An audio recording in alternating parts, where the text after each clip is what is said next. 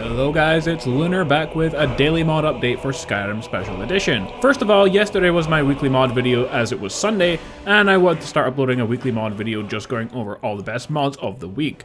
But at the same time yesterday I also made another video which was the top 10 Slooty mods of the week. And initially I was a bit reluctant to even make a Slooty video, as I know from previous experience of adding those types of videos that I get a lot of negative feedback. But yesterday I was like, screw it, I will just make this video, mainly because there's so many types of mods out all of the time, and the mods released right now are really low, so it seems stupid not to cover them. Well, after releasing this video, the support was actually very overwhelming, and the video got way more likes than my regular top 10 of the week I made. So I guess there are plenty of people who want these types of videos. So that means for now, every Sunday is now Slooty Sunday. Plus I have an idea for another type of video on Sunday as well next week, rather than the top 10 I did yesterday, which people didn't really enjoy. So thanks guys for all the support, and with all that being said, we can just jump into our first mod. Unique Silver Blood Family Ring by Aetherius. During the quest No One Escapes Sidna Mine, you are presented with a choice. Go with Madnak or kill him. Going with him nets you a nice armor that has a pretty good enchantment for mages and thieves.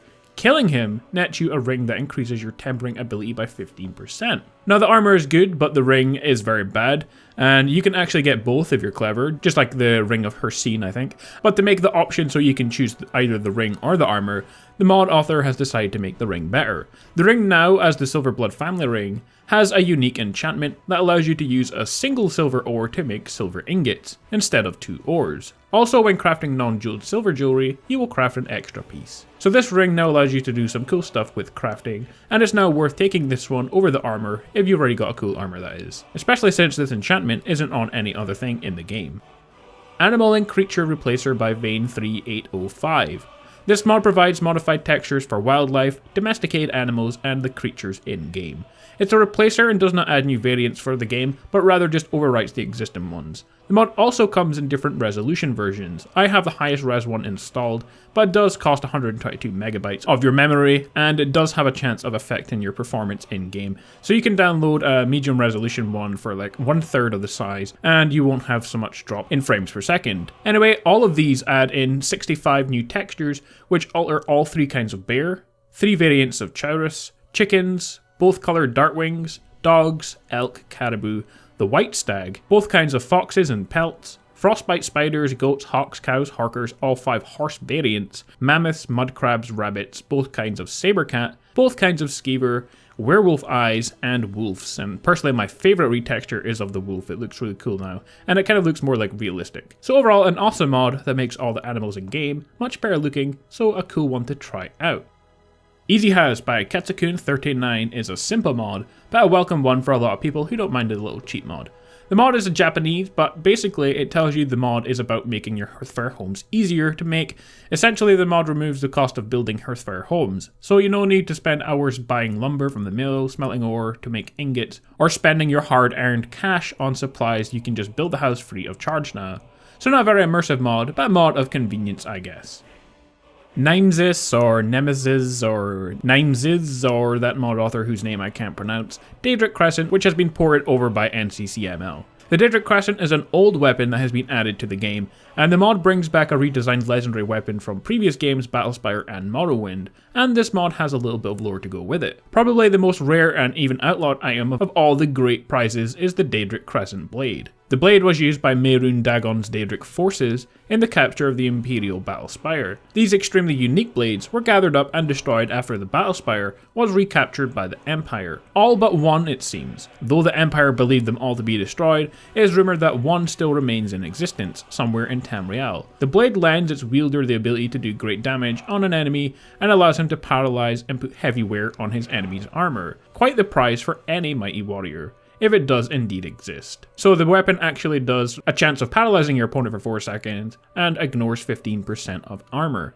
So how do you actually obtain this weapon? Well, you should look for an amulet called the Daedric Sanctuary Amulet, and you will find it on the Arcane Enchanter table and should use it in the same room you find it. The mod does give you the actual location in the description if you want to skip the hints and just get the blade. Overall though, a really cool sword that I'm having a lot of fun using, and it brings back a bit of nostalgia for anyone who plays through the old Elder Scrolls games. Dominion's More Redguards by Aaron Dominion.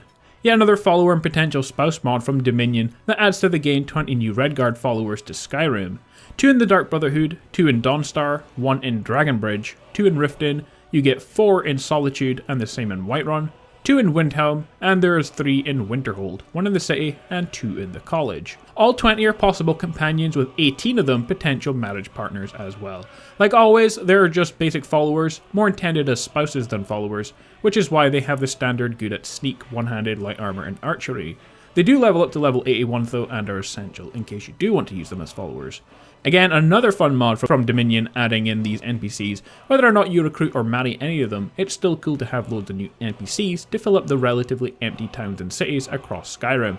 So I think all of these mods are worth adding to your game. They're not too big in file size either, so that's a good thing. Adoptable Vampires by I Am an Idiot. This mod is cool yet very creepy at the same time.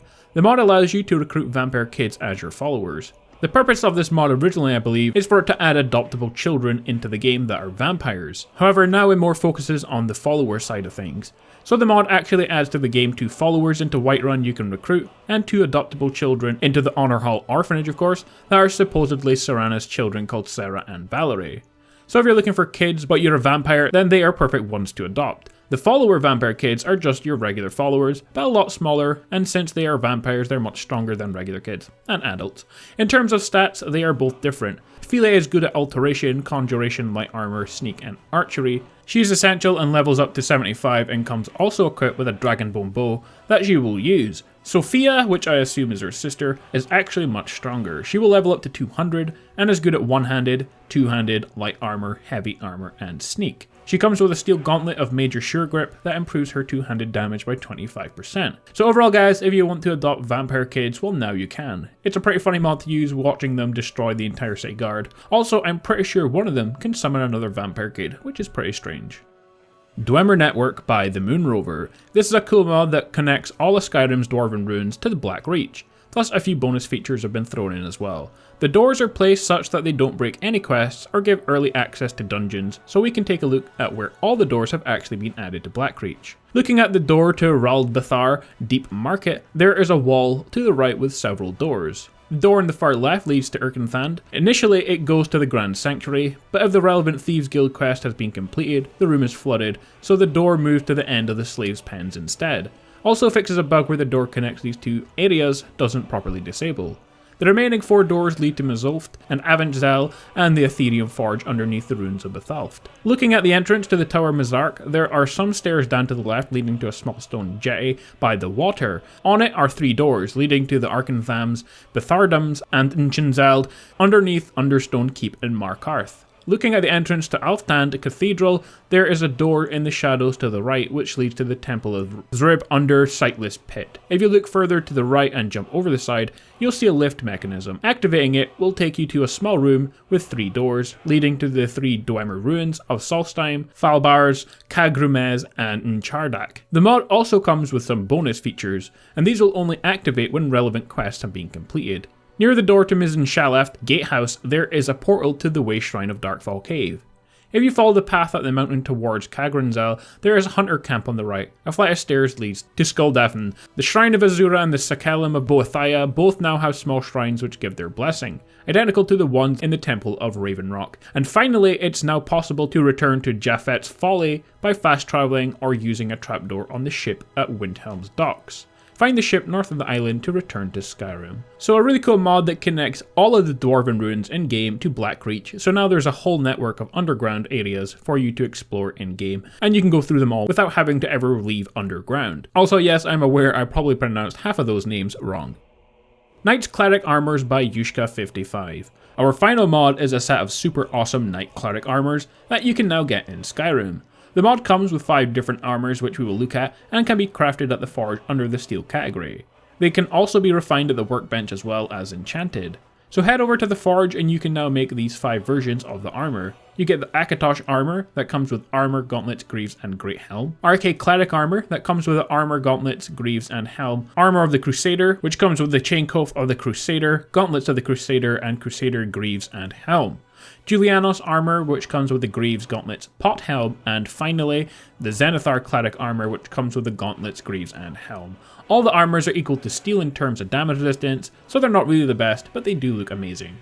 Well guys, that pretty much covers our look at today's 8 brand new console mods. Let me know your thoughts in the comments below, and if you did like the video, leave a thumbs up. I might have another video out later today for top 5 mod video, but I might run out of time before it's finished, so we will see. Also guys, you know I like to cover guides on my channel, but I haven't made any since like Battlefield 1, which was really the last game out worth playing. But tomorrow Resident Evil 7 is out and I might cover it, so the next few days videos will be Resident Evil. But don't worry, it's only a few days, then it's back to Skyrim, until the next game is out, which is probably For Honor. So that's going to be what's coming up on my channel in the next few days. Anyway, I love you guys a lot, and so stay awesome, take care, and I will see you all next time.